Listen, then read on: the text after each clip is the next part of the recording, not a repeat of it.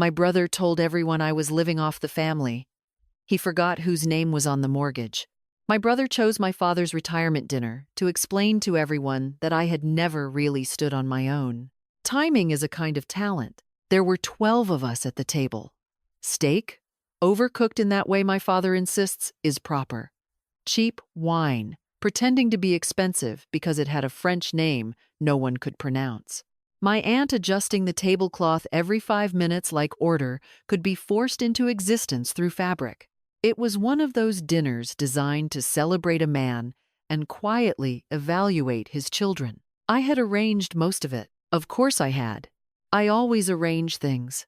There's a particular irony in being labeled the least successful person in a family, while also being the one who ensures everything functions.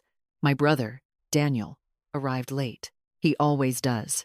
Confidence looks better when it walks in after everyone is seated.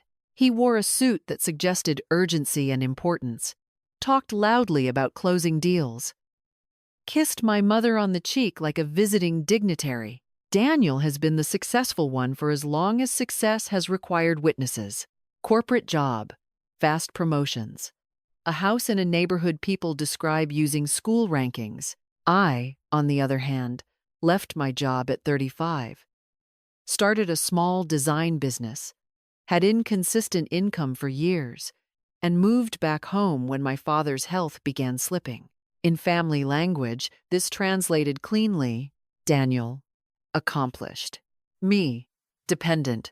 Reality, as usual, was less photogenic. Dinner moved the way these dinners always do, stories repeated, achievements exaggerated, discomfort disguised as humor. Then my cousin asked me how my little business was going. My father smiled politely. My mother looked at me with that careful pride reserved for things she doesn't fully understand but wants to support. And Daniel laughed. Not loudly, not cruelly, just confidently. "Oh, she's doing fine," he said. "She's basically living off the family anyway. Always has." In one way or another, the table didn't go silent immediately. It hesitated, like a room deciding whether something was a joke. Then it settled into that thin, dangerous quiet where everyone hears the insult but waits to see if it will be corrected. I felt it before I processed it. That small tightening in the chest, that flicker of recognition. Not surprise, recognition.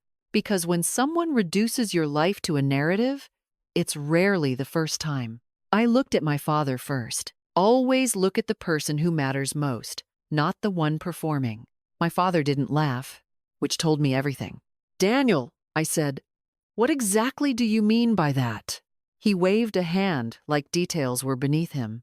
"Oh, come on. Don't get sensitive. You know what I mean." I did. That was the problem.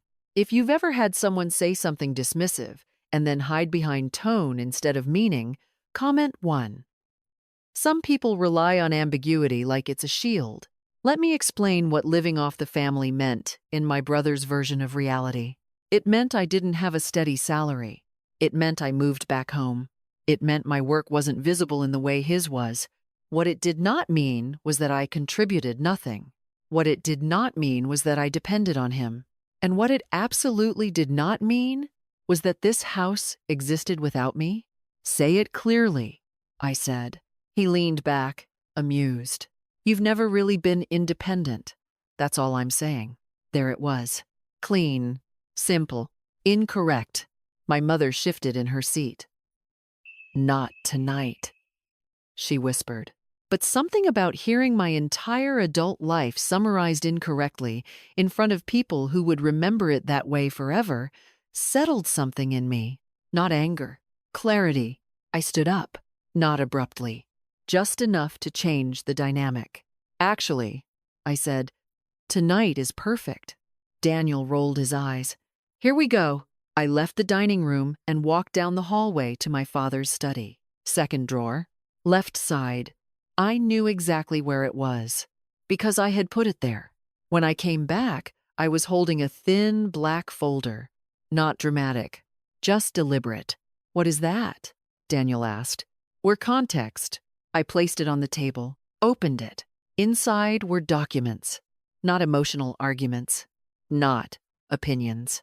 Numbers, mortgage statements, transfer confirmations, repair invoices, insurance payments, a timeline of the last 4 years.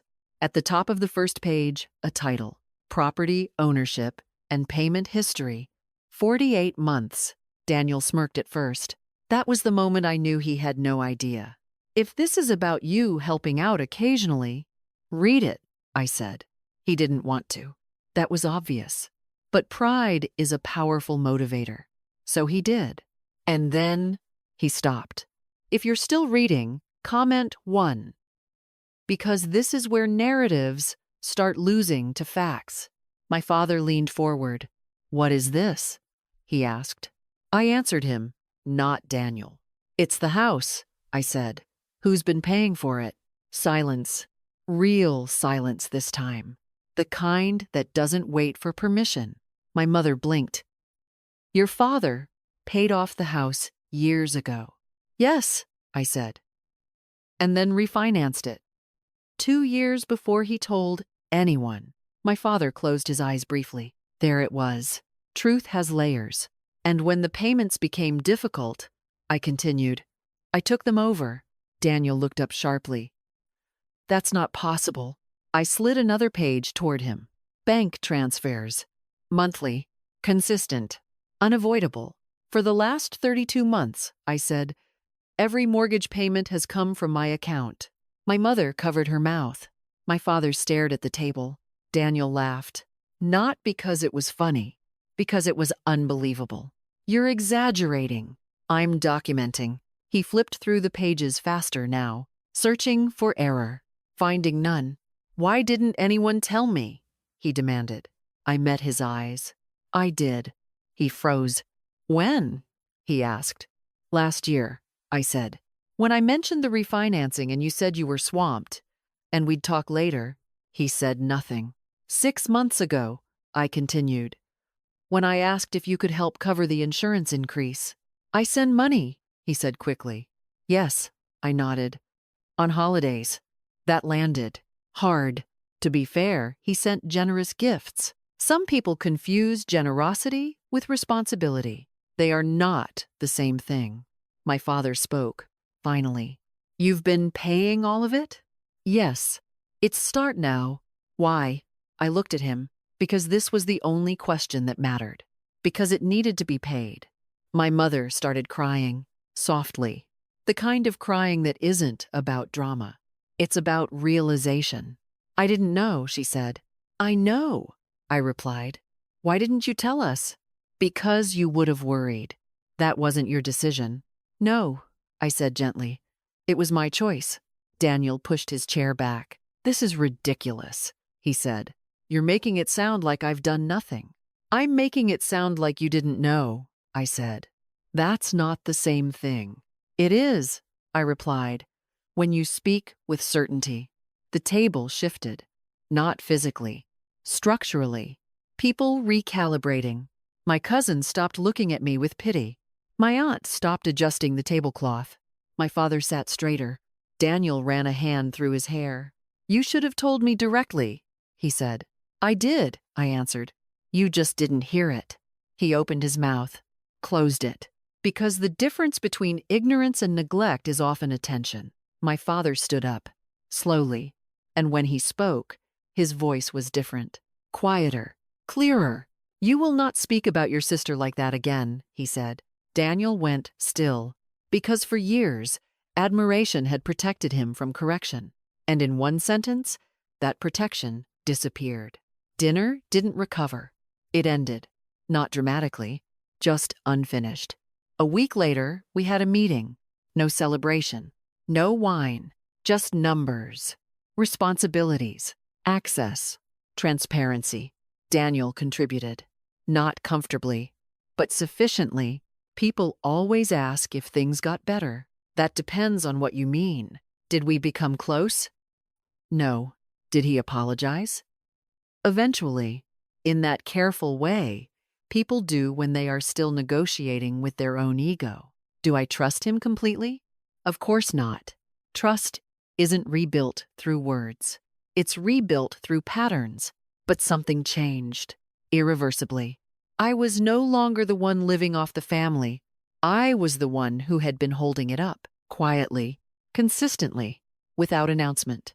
And once that truth existed in the open, it didn't disappear. My father retired. The house is still ours, shared properly now. My mother tracks expenses like it's a new language she's determined to master. Daniel calls more often, asks more questions, listens sometimes. And every year, on my father's retirement anniversary, he makes a toast, short, simple. To my children, he says, one who chased success, one who carried responsibility. Both important, but only one kept the roof over our heads. He always looks at me when he says it. I don't correct him. I don't need to.